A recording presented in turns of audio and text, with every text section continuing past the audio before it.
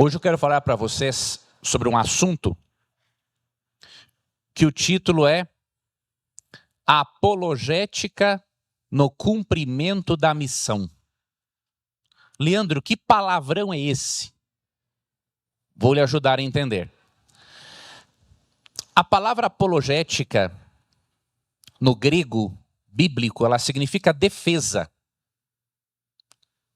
Então, a apologética trata da defesa racional da fé cristã. Então, eu quero falar para você um pouquinho sobre esse tema, mas muito brevemente, porque ele é extremamente amplo. E quero mostrar de que maneira, você sendo um bom defensor da fé, de que maneira isso pode contribuir muito para o fortalecimento da sua fé e para a evangelização de pessoas. Pegou essa ideia inicial? Como que essa disciplina pode contribuir muito para o fortalecimento da sua fé e para a evangelização de pessoas. Ok? Por que é importante essa disciplina? A disciplina é uma disciplina da área da teologia, aprende-se também na filosofia e outras áreas do saber. Mas em especial, vou me deter teologia e filosofia. Primeiro, evangelizar a mente pós-moderna é um grande desafio, especialmente no Ocidente. No Oriente também, mas por que em especial no Ocidente? Enquanto que no Oriente as pessoas se preocupam tanto com o para quê das coisas, quanto com o porquê, no Ocidente a preocupação maior é com o porquê. Então, quando vivemos numa cultura extremamente racional, que não se detém tanto no para que as coisas acontecem, mas também quer saber sempre o porquê, e isso é importante. Deus criou nossa estrutura mental para ser assim. Mas quando vivemos numa cultura em que as pessoas buscam muitos porquês, a apologética se torna muito necessária. E aí você e eu precisamos de um preparo, obviamente, para sermos evangelistas eficientes. Nós precisamos aprendermos a mostrar para as pessoas que Deus e a sua palavra têm as melhores respostas. Não digo que Deus nos revele todas as respostas, porque a nossa mente ainda é muito limitada para compreender a grandiosidade do universo e das questões que envolvem a salvação e o conflito cósmico. Mas mesmo que a nossa mente não esteja apta para receber todas as respostas, nós temos na palavra de Deus as melhores respostas. E é por isso que agora eu vou estudar com você um capítulo bíblico, para você e eu aprendermos com o apóstolo Paulo uma estratégia apologética, evangelizadora inicial, para podermos abordar as pessoas. Mas primeiramente, para fortalecermos a nossa própria fé. E daí, evangelizarmos as pessoas de uma forma eficaz. Vou convidar você a ler alguns textos bíblicos, tá? Antes do capítulo de Paulo, só que explicando um pouquinho mais da necessidade da apologética, eu confesso para você que eu fico muito preocupado e às vezes até irritado também com os clichês que eu ouço na igreja.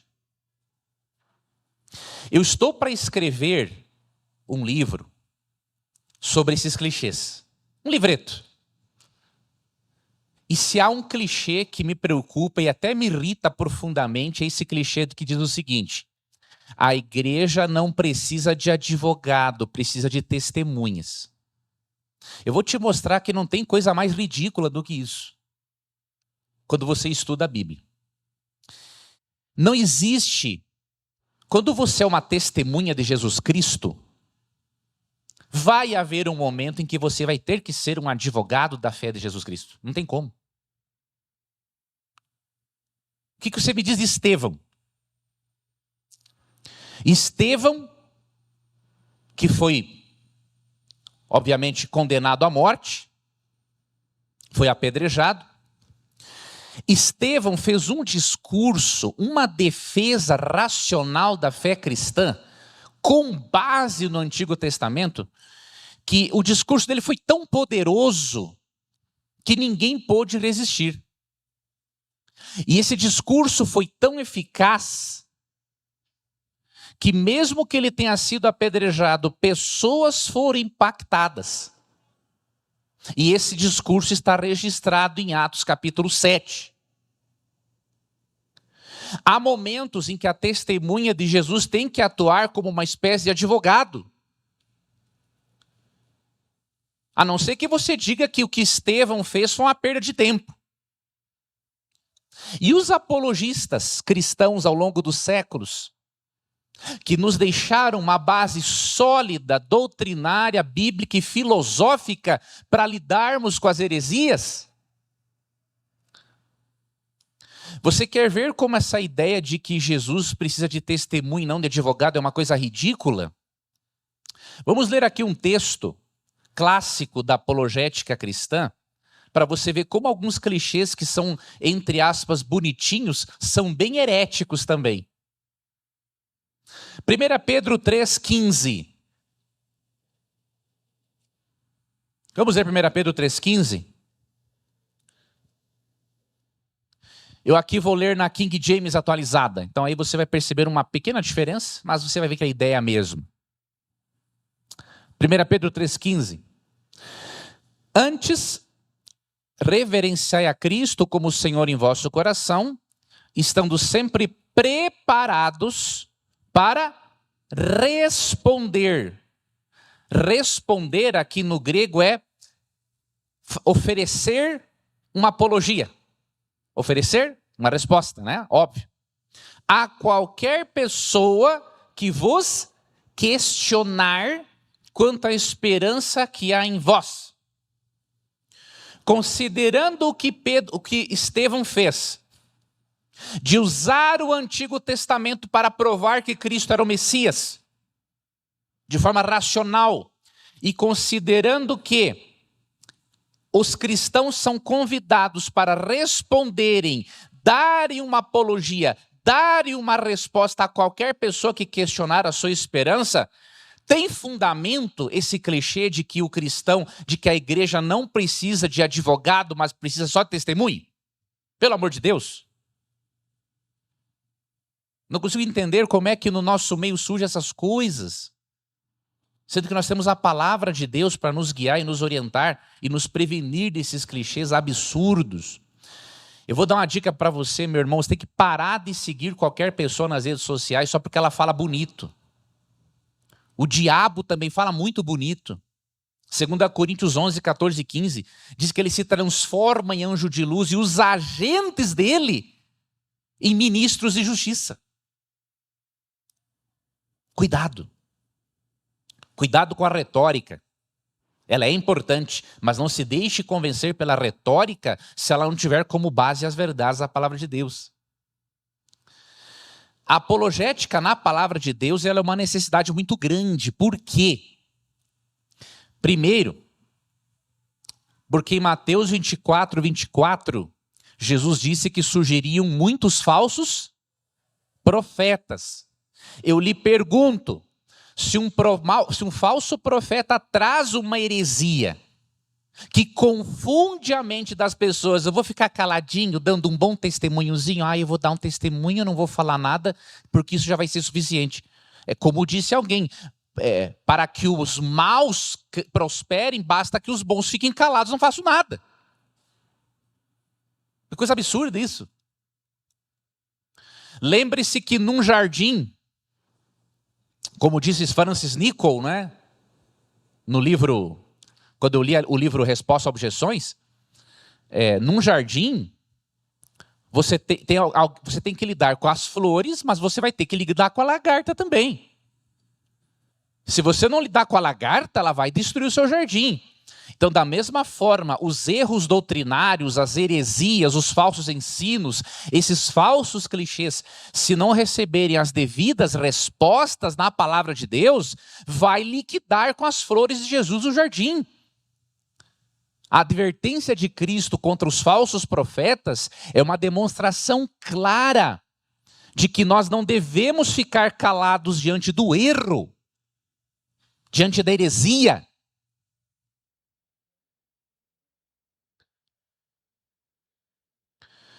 Veja o que diz também esse outro texto aqui, ó. Carta de Paulo a Tito, no capítulo 1. E aí vamos seguir para o trecho lá de Paulo que eu falei para vocês que vamos estudar mais profundamente. Tito, capítulo 1. Vamos ler versos 9 e 10. Veja se há margem para um cristão bíblico aceitar um clichê como esse.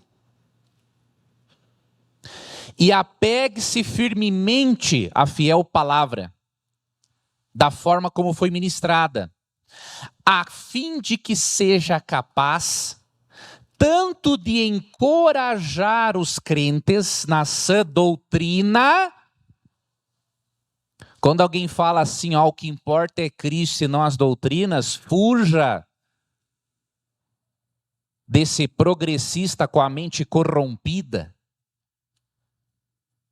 Não existe separação entre Cristo e suas doutrinas.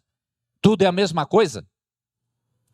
As doutrinas nos ensinam diferentes aspectos do caráter e da vontade de Cristo para nos relacionarmos melhor com Ele. Encorajar os crentes na sã doutrina, quanto de convencer os que se opõem a ela.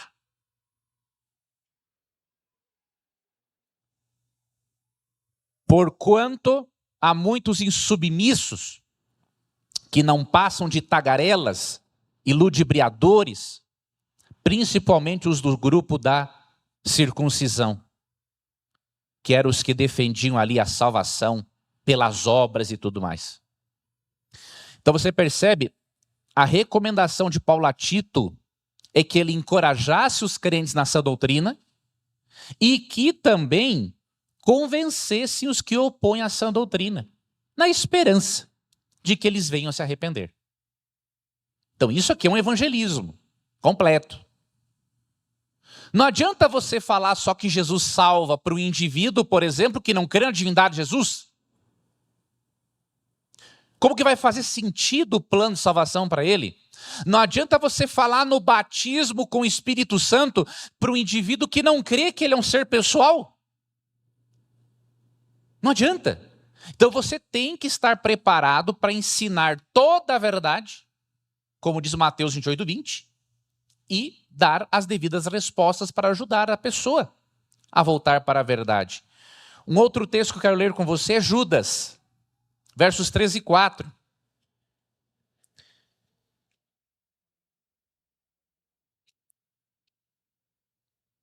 Esse texto também é muito importante e clássico na área da apologética, que é a defesa racional da fé cristã.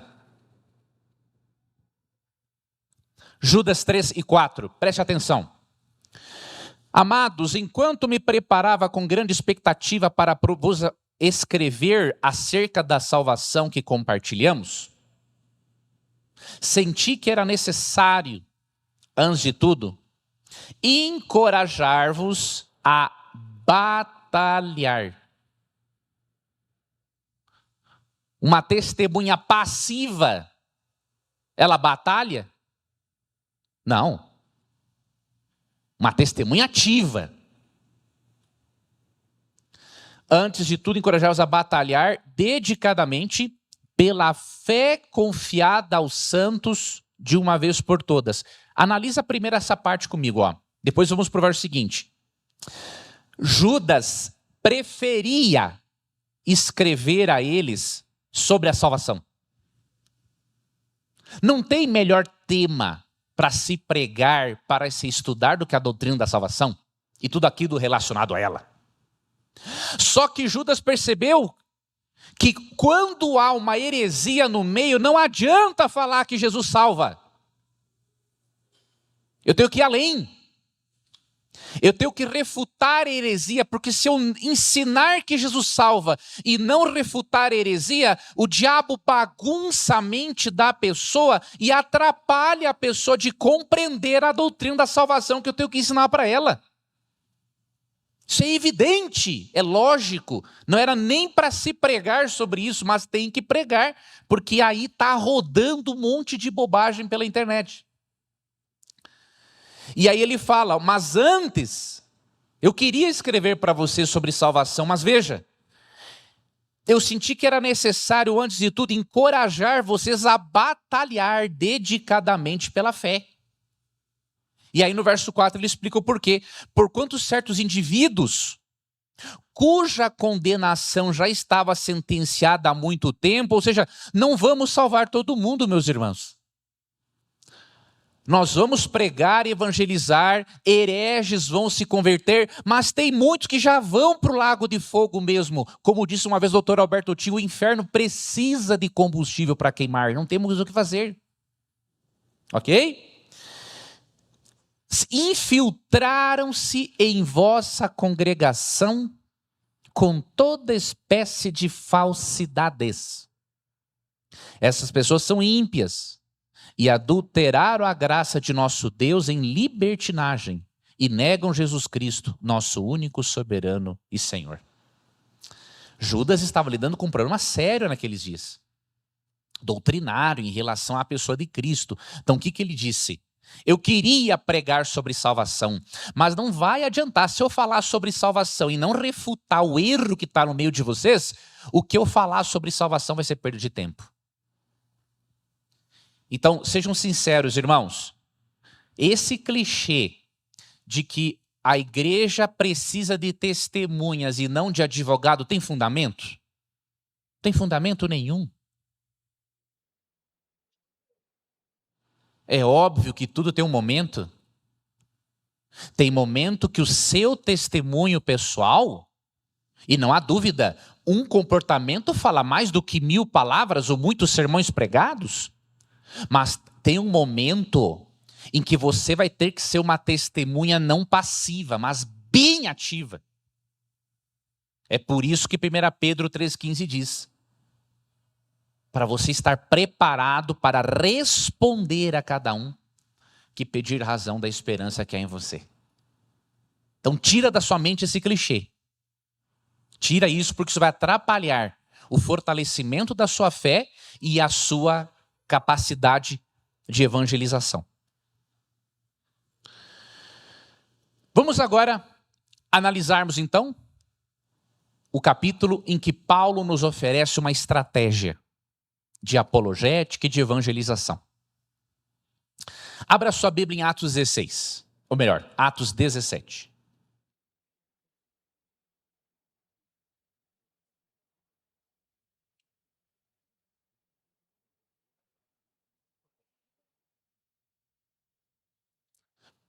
Nós vimos então o que é apologética e a necessidade dela. Agora vamos ver a postura do apologista missionário e depois as estratégias de um apologista missionário. Vamos aprender isso com Paulo.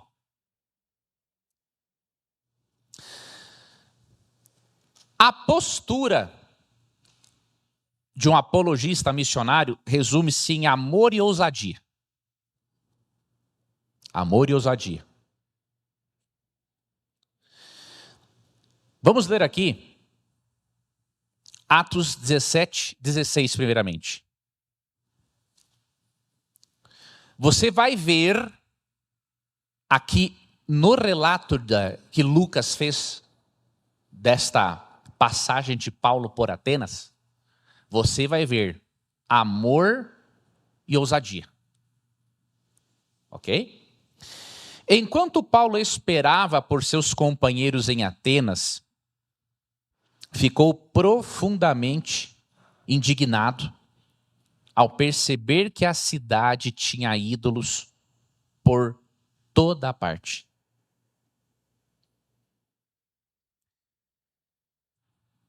E sobre esse tema, sobre a idolatria, não é?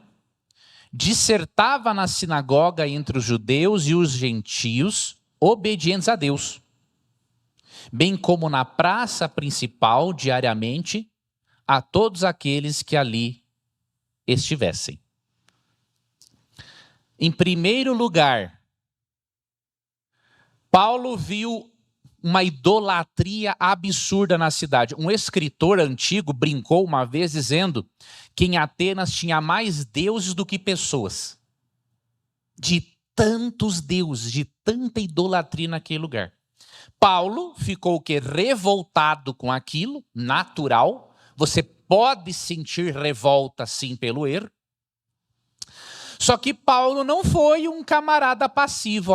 Já que eles são aqui, são idólatras, já que aqui tem mais deuses do que gente, eu vou aqui só dar um bom testemunho cristão, não vou falar da idolatria deles, não vou falar nada, porque a igreja não precisa de advogado, a igreja precisa de testemunho.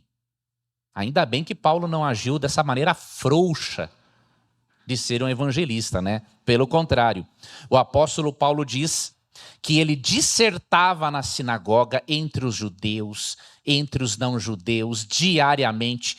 E aí você vai ver que ele falou também no Areópago. Testemunhou. Agora, o que nós aprendemos aqui com Paulo? Paulo se revoltou com o erro. Mas Paulo não demonstrou raiva para com as pessoas erradas. Você percebeu a diferença?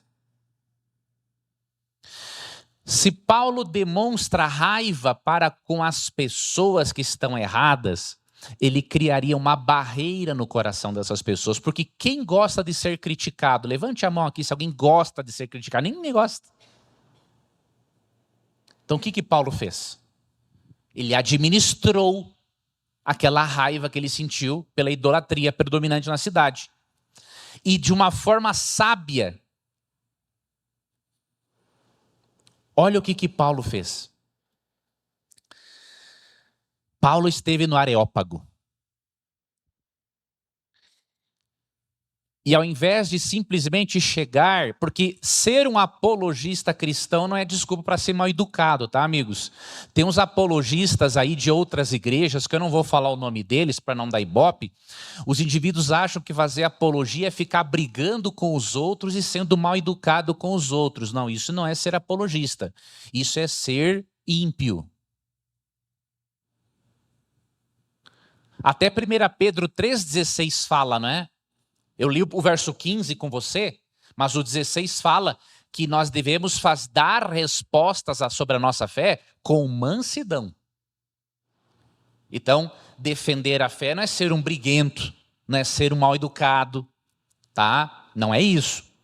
Agora, o que Paulo fez? Ele administrou a sua emoção, entendendo que as pessoas que estavam ali, muitas delas eram sinceras naquilo que acreditavam. E o que ele fez nos versos 22 e 23? Olha a estratégia de Paulo.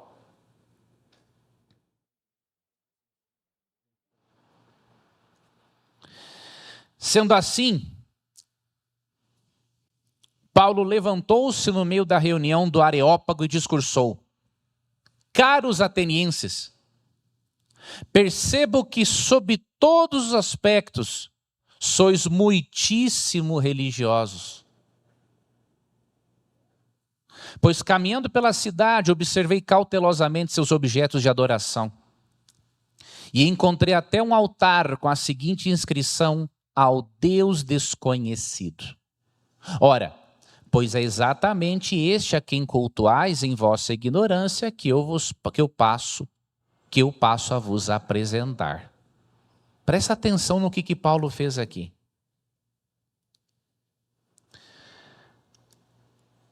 Paulo elogiou aquilo de positivo que existia neles. Paulo, quando viu aquela quantidade de deuses, de imagens, de altares, o que Paulo fez? Primeiro ele ficou revoltado com aquilo. Mas ele pensou por um outro aspecto também. Veja, eles estão errados, mas eles são religiosos. Você pegou aqui a ideia? Paulo não estava mentindo. E nem sendo usando de artimanha. Não. Ele estava olhando aquilo de bom que há nas pessoas. Então, por exemplo, se você for debater ou ensinar com educação um irmão católico, você não precisa agredi-lo, dizendo que ele é um idólatra. Elogie o aspecto positivo. Você acha que uma pessoa que caminha quilômetros até a cidade de Aparecida, ele tem ou não tem alguma dedicação à fé que ele professa? Ele tem. É uma pessoa religiosa, de devota e de fé. Então, olhe para aquilo que há de positivo. Se você for debater com um espírita, antes de entrar na doutrina da imortalidade da alma, lembre do quanto de caridade essa pessoa faz. Você não está apoiando aquilo de errado ou a doutrina errada que a pessoa acredita. Você está elogiando a boa intenção e a sinceridade dela naquilo que ela vive. Para depois, obviamente, ensinar a verdade. Então, Paulo fez isso. E Paulo foi tão ousado e tão inteligente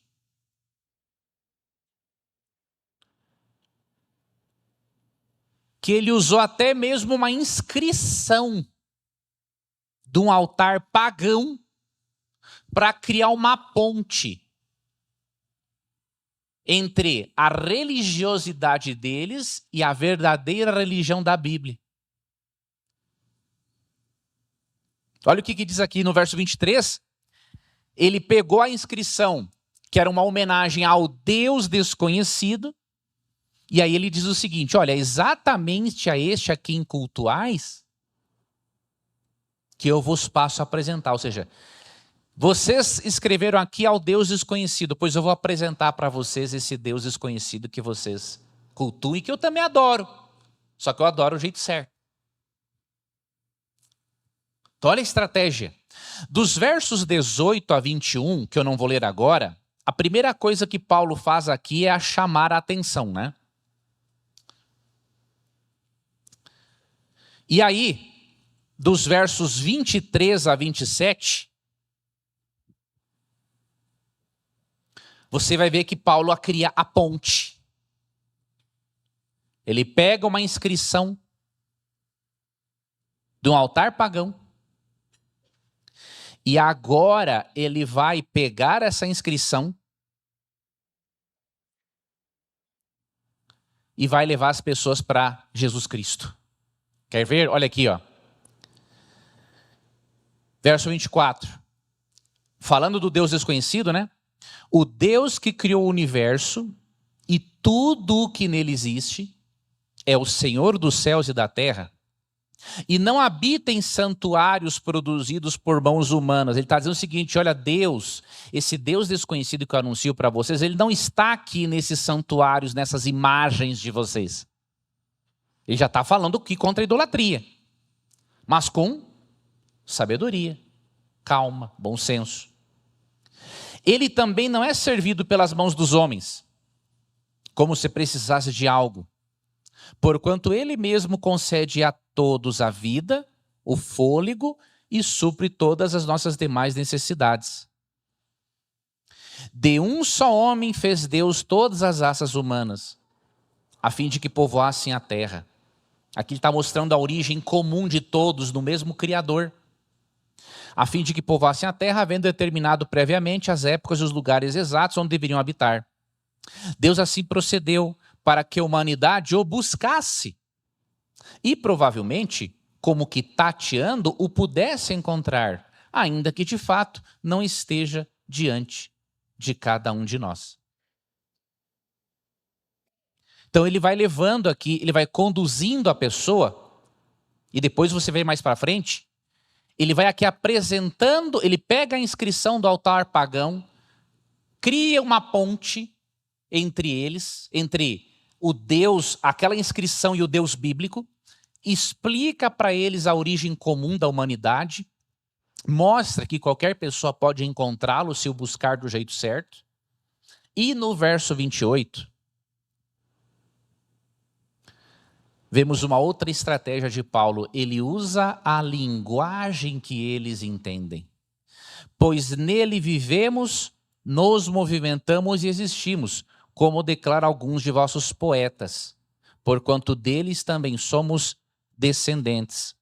Aqui, de acordo com os estudiosos bíblicos, Paulo citou no verso 28 pensadores conhecidos pelos gregos, Epimênides, Arato e Cleantes. Quem faz muito bem a apologética num meio secular é o Rodrigo Silva. O Rodrigo Silva é muito usado por Deus, porque ele conhece bem da Bíblia, mas ele também conhece ideias filosóficas, argumentos filosóficos de pensadores cristãos e não cristãos, e ele cria uma ponte entre esses pensadores e a palavra de Deus. Você percebeu? E tem que ser assim. Dr. Rodrigo Silva está seguindo o método do apóstolo Paulo. E por que você e eu não seguimos também esse método no nosso contexto, do nosso dia a dia? Enquanto ficarmos acreditando que a igreja precisa só de testemunho e não de advogado, nós nunca vamos usar um método correto mesmo.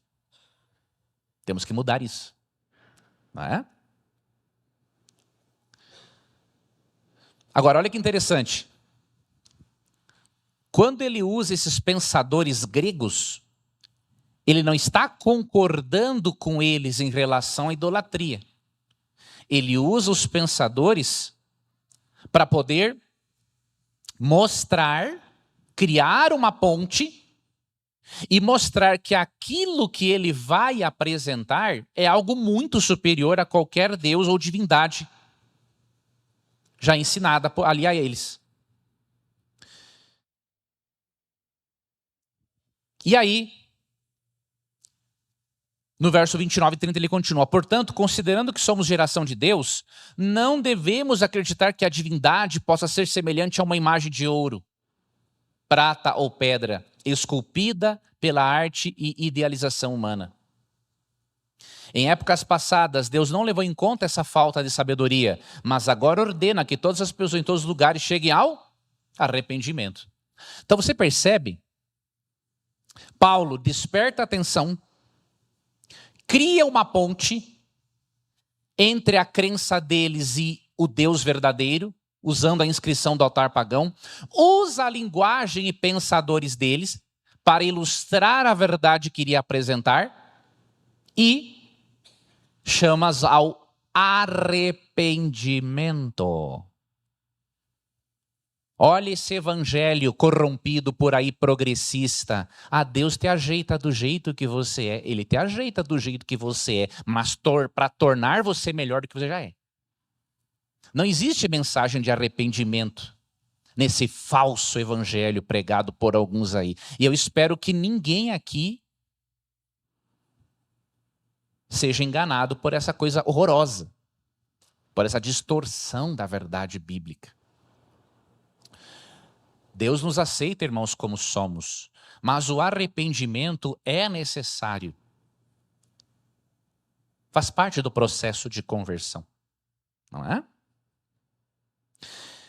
Indo para a parte final, quais foram os temas da mensagem apologética de Paulo? Isso aqui é muito importante. Porque às vezes, amigos, nós ficamos com receio de falarmos de nossas doutrinas bíblicas ou das nossas doutrinas distintivas, falando agora como adventista do sétimo dia. Às vezes achamos o seguinte: não, eu não vou falar de doutrina, senão eu vou espantar as pessoas. Da onde que você tirou isso? Se você não falar de doutrina, o diabo vai manter as doutrinas erradas dele na mente da pessoa. Ou vai levar doutrina errada para a mente da pessoa.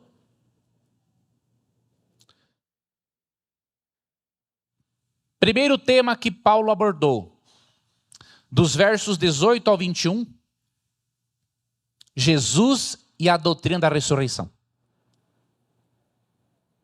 Temas importantes. Você e eu precisamos mostrar para as pessoas seculares provas convincentes de que Jesus é o Messias e de que ele realmente ressuscitou.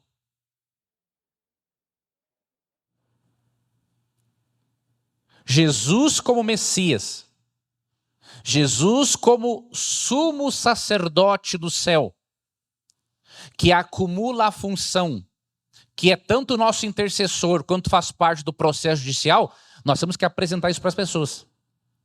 E a doutrina da ressurreição tem que fazer parte do nosso estudo bíblico. Tanto porque sem ressurreição Jesus seria um Deus morto, e o cristianismo não teria sentido, e sem doutrina da ressurreição não há esperança além túmulo. Então estude, fortaleça a sua fé, o seu conhecimento nessas doutrinas. Tanto na pessoa de Cristo quanto na ressurreição. Você pode, por exemplo, Leandro, eu preciso de evidências históricas para a ressurreição de Jesus. Uma análise dos evangelhos, um livro de Lee Strobel intitulado Em Defesa de Cristo, oferece várias evidências históricas para você mostrar a racionalidade da ressurreição de Cristo. Então, é um assunto importante. Outra coisa que Paulo ensinou aqui, ele abordou o criacionismo no verso 24.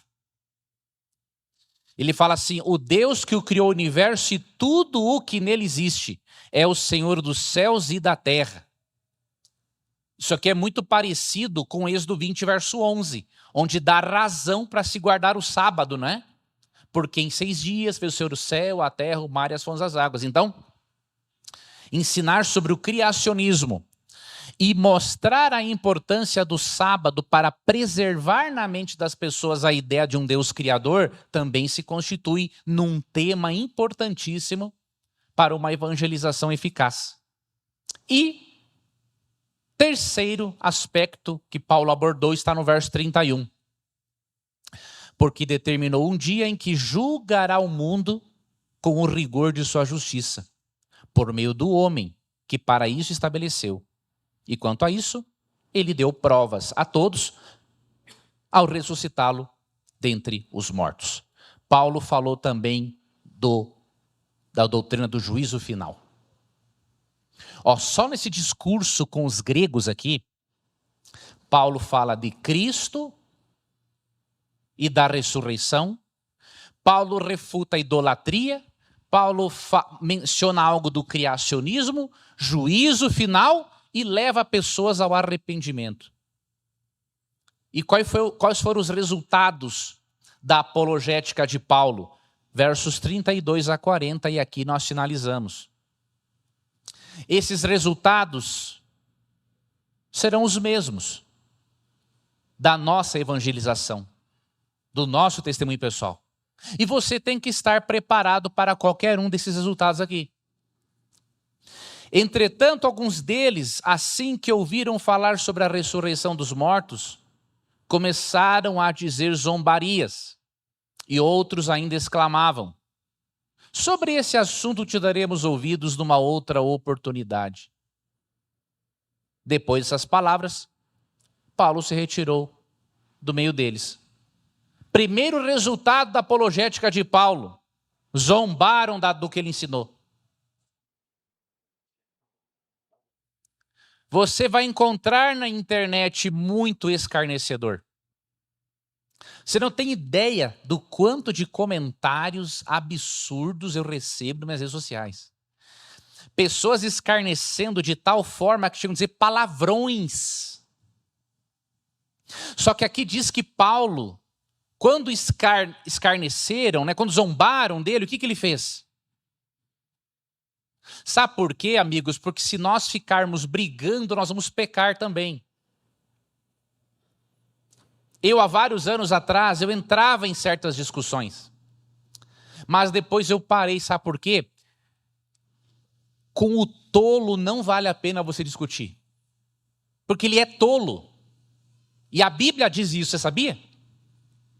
Quando o indivíduo quer trocar uma ideia comigo e até discordar de mim, mas com educação, eu faço questão de conversar com esse indivíduo. Agora, quando o cara escreve lá no meu Instagram, ou qualquer outra rede social no YouTube, palavrão, gente, tem gente que diz palavrão, coisa baixa. Aí eu só mando para ele a seguinte mensagem: em obediência a Provérbios 14, verso 7, eu não vou te responder. E tu sabe o que diz Provérbios 14, 7? Aí o cara fica louco. Mas é bom que ele fique assim para ver se ele volta à sensatez. E aí quando tu manda pela segunda vez, se ele te xingar, ele não manda mais. O que diz Provérbios 14, 7? Foge da presença do tolo, porquanto nele não encontrarás qualquer sombra de juízo e bom senso. Então, em obediência a Provérbios 14, 7, não vou discutir porque você é um tolo. E a Bíblia manda eu não discutir com tolo. E até eu falo, se um dia você deixar de ser tolo,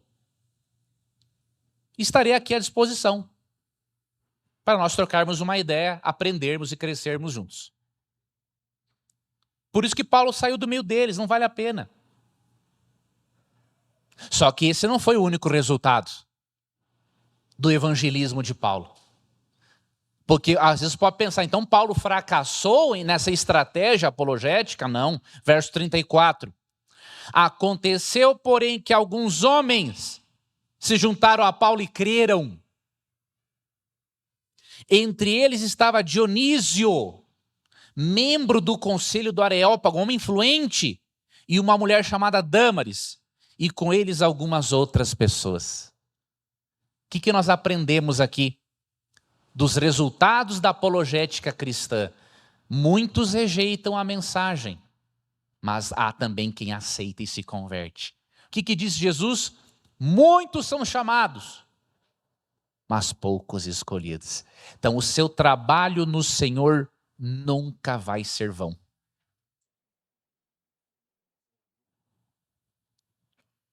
Se você decidir levar o evangelho para as pessoas, seguindo essa estratégia do apóstolo, saiba de uma coisa: você não vai converter todo mundo, até porque quem converte é o Espírito. Mas o problema não está na estratégia e nem na doutrina. O problema está no indivíduo que não quer deixar que o Espírito o conduza. A sua missão não é convencer. A sua missão é conduzir a um convencimento. Porque quem vai convencer é o Espírito. A sua missão é pregar. É testemunhar por meio de atitudes, mas não é ser um cristão passivo, que fica calado diante do erro doutrinário, de doutrinas que afastam as pessoas de Deus e vão levá-las para o lago de fogo. Seja assim uma testemunha de Jesus. Não tenha dúvida de que um ato vale mais do que muitos sermões pregados. Mas lembre-se que chegará o momento que você terá de ser como Estevão. Você vai ter que dar razões convincentes, provas racionais de que Jesus Cristo é o único Salvador. E de que Ele vai voltar. E que por isso as pessoas precisam estar preparadas para este momento. Seja este missionário que Deus quer. E aí a promessa de Daniel 12, verso 3, vai se cumprir na sua vida. Os que têm o entendimento e são sábios resplandecerão como o fulgor do firmamento. E todos quantos se dedicam a conduzir muitas pessoas à verdade e à prática da justiça serão como as estrelas, brilharão para sempre por toda a eternidade. Seu trabalho para Deus nunca vai ficar sem recompensa. Siga adiante. Faça a sua parte. Porque a coroa da justiça está guardada para você. E porque fazendo a sua parte pela graça de Cristo, você vai brilhar como as estrelas no reino de Deus, sempre e eternamente. Que você tenha um feliz sábado. Nos encontraremos então logo mais às 4:30 da tarde. Vamos ficar em pé e vamos fazer uma oração.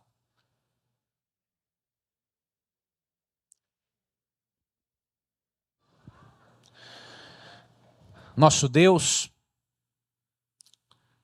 nós te agradecemos porque estamos vivos para estarmos aqui na sua igreja hoje. E ao mesmo tempo pedimos que o Senhor nos dê o conhecimento bíblico, doutrinário necessário para que possamos conduzir muitas pessoas às suas verdades e ao caminho de salvação que é Jesus Cristo. Senhor, não permita que clichês, por mais bonitos que sejam, nos afastem das suas verdades doutrinárias. Nos ajude a sermos bons advogados da fé cristã. Mas que não usemos, Senhor Deus, da má educação, como muitos fazem, como desculpa para falarmos dos erros doutrinários dos outros. Que nós tenhamos em mente que muitas pessoas que estão no erro doutrinário, há muitos filhos seus sinceramente enganados.